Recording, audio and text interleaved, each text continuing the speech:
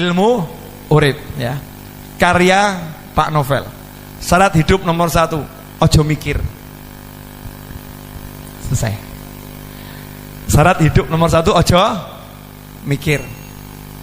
Nanya, pernah puyeng ngadepi kehidupan?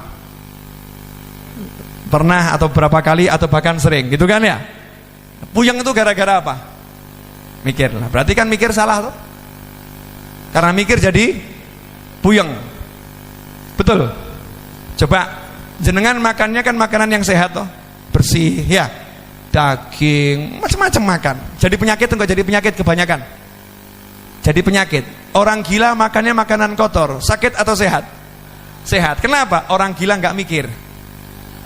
Betul kan? Tapi kalau kita mikir, tanya sama polisi, kasus kecelakaan di jalanan, itu akibat orang gila atau orang yang mikir?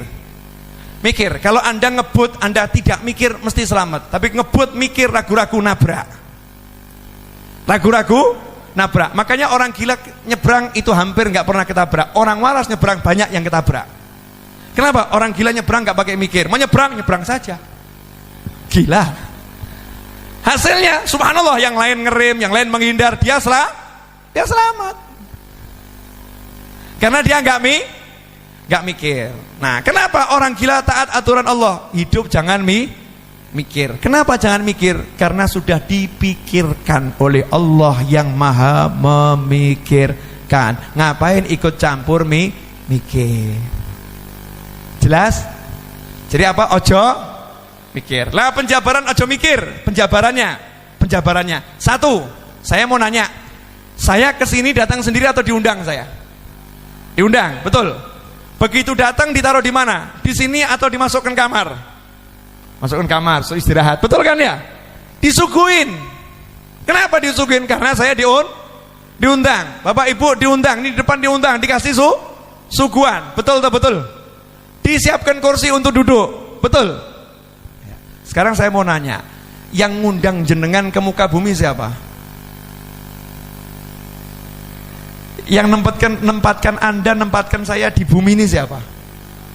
Siapa yang nempatkan? Nah, kalau kita di sini aja dimuliakan sama yang ngundang, betul kan? Lah yang ngundang kita siapa? Nanya, yang ngundang kita siapa di muka bumi? Yang meniupkan ruh itu di muka bumi ini jadi manusia siapa? Yang datangkan kita ke muka bumi siapa? Lah kira-kira Allah jamin enggak kehidupan kita di muka bumi? Lah kenapa Anda masih mikir dan ragu? Kurang ajar kan? Wa ma min dabbatin fil ardi illa 'alallahi rizquha. Beb, nyatanya banyak yang susah gara-gara dia menyalahi aturan mikir. Enggak boleh mikir, jalan aja hidup ini, jangan dipikir. Contoh ya. Contoh sederhana. Allah udah nyiapkan semuanya. Ya, kita enggak usah mikir. Kalau kita mikir jadinya nggak bagus. Begini loh ya. Misal saya datang gini. Nah, Beb, ini ada tempat istirahatnya enggak, Beb? Tempatnya royet enggak? Zen enggak tempatnya?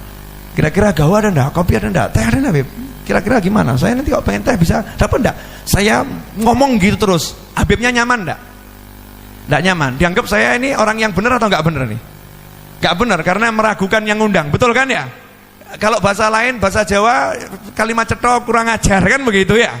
Enggak tahu diri. Itu baru kepada beliau. Lah kepada Allah Ta'ala, Gusti ya Allah, pripun ya Allah, ini besok mau makan apa ya Allah ya, ini gimana ya Allah, ini bayar SPP gimana ya Allah nih, ini nanti urusannya gimana ya Allah ya. Kan aku udah bilang, wa ma min dabbatin fil ardi illa 'alallahi rizquha. Udah aku jamin dan aku umumkan. Ngapain kamu meragukan aku? Masih ragu, ya silahkan mumet. Akhirnya Allah marah. Wis gak usah kei kopi, gak usah kei teh. Mikir dewe. Paham enggak? Jangan mikir. Yang kedua, masalah itu tidak ada. Jadi kalau orang hidup ngeluhkan masalah terus, berarti orang itu mati, nggak hidup. Masalah itu tidak pernah ada. Tidak ada masalah. Bib, nyatanya ada masalah? Nggak ada. Contoh, ada orang punya utang, masalah nggak? Masalah kalau nggak bisa bayar. Betul kan? Kalau bisa bayar jadi masalah? Enggak. Ada orang jatuh, masalah enggak? Masalah. Tapi kalau bisa bangun, gak jadi masalah. Setiap masalah kalau ada solusi namanya bukan masalah. Betul kan? Nah hebatnya Allah tuh, Allah kasih masalah gak pernah gak ada solusi. Masalah selalu udah ada solusi di dalamnya. Fa inna ma'al usri yusron, inna ma'al usri yusra. Setiap masalah itu ada solusi. Dan hebatnya bukan cuma itu, masalah plus solusi plus rezeki. Jadi kalau datang masalah itu selalu ada rezeki di dalamnya. Bingung? Loh, saya nggak asal ngomong ini.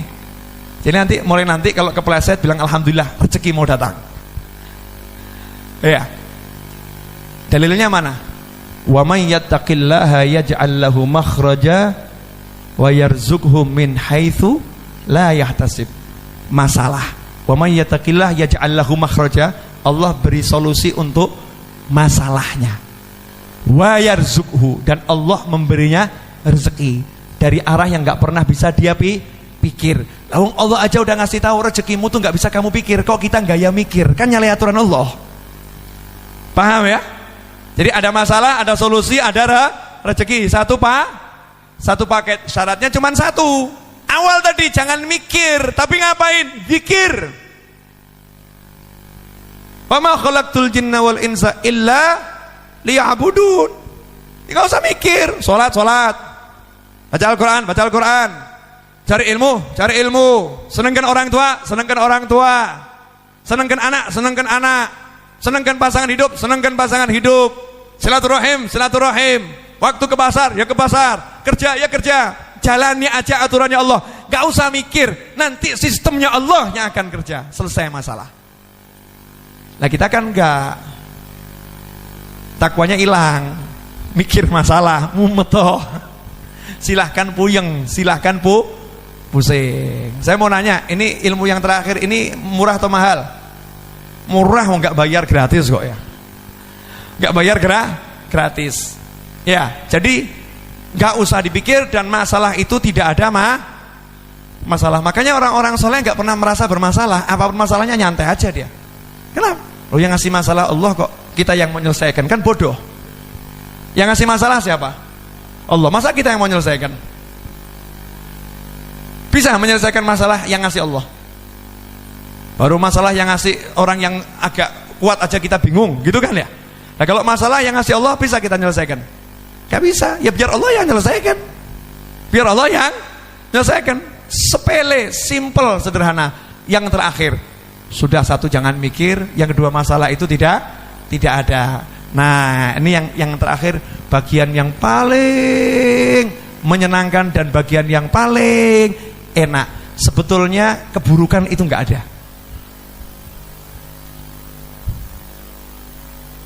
Kok lihat saya gak enak semua, kenapa ini? Buruk gak enak itu nggak ada. Karena Allah nggak akan memberikan kita keburukan dan ketidakenakan, meskipun zahirnya buruk gitu. Zahirnya nggak enak. Maka dikatakan al khair wasyarr bimasyiatillah. Baik dan buruk itu kehendaknya Allah. Sedangkan Allah tidak berkehendak untuk memburuk-burukan hambanya. Semua baik, hambanya saja yang bermasalah. Saya kasih contoh boleh? Bu, punya suami ganteng nikmat atau enggak nikmat? Nanya, punya suami ganteng nikmat atau enggak nikmat? Jawabnya lama kan? Kenapa? Dalam benak seorang istri nggak ada suami ganteng kalau masih lihat kegantengan orang lain. Betul kan?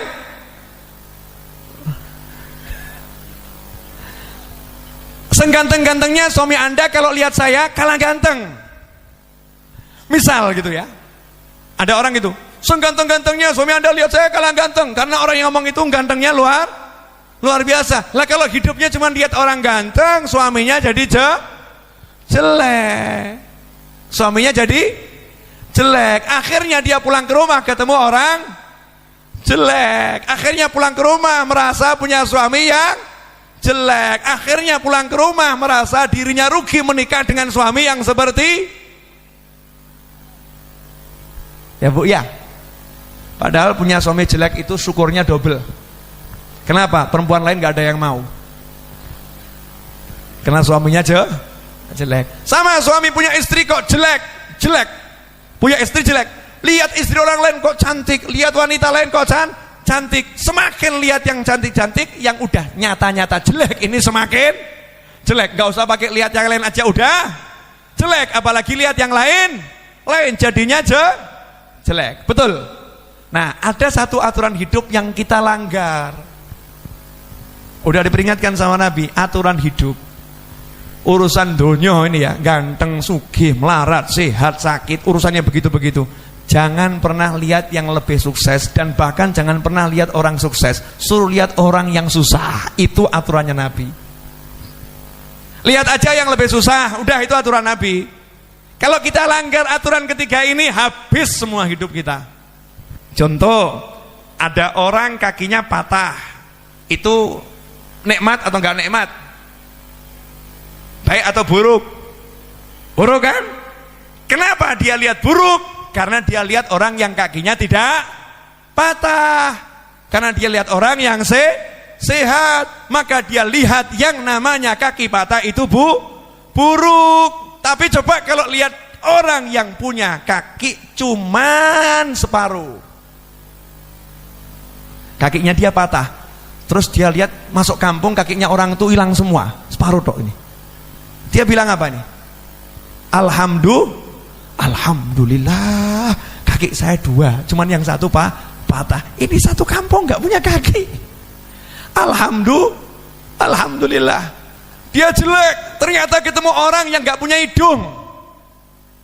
Alhamdulillah saya jelek, tapi wajah lengkap daripada yang itu tuh nggak punya hidung. Begitu dia lihat yang lebih jelek, lihat yang lebih susah, lihat yang lebih sakit, maka yang dia alami itu jadinya nikmat. Makanya saya katakan buruk itu nggak ada. Allah ngasih baik, cara kita lihat saja yang salah.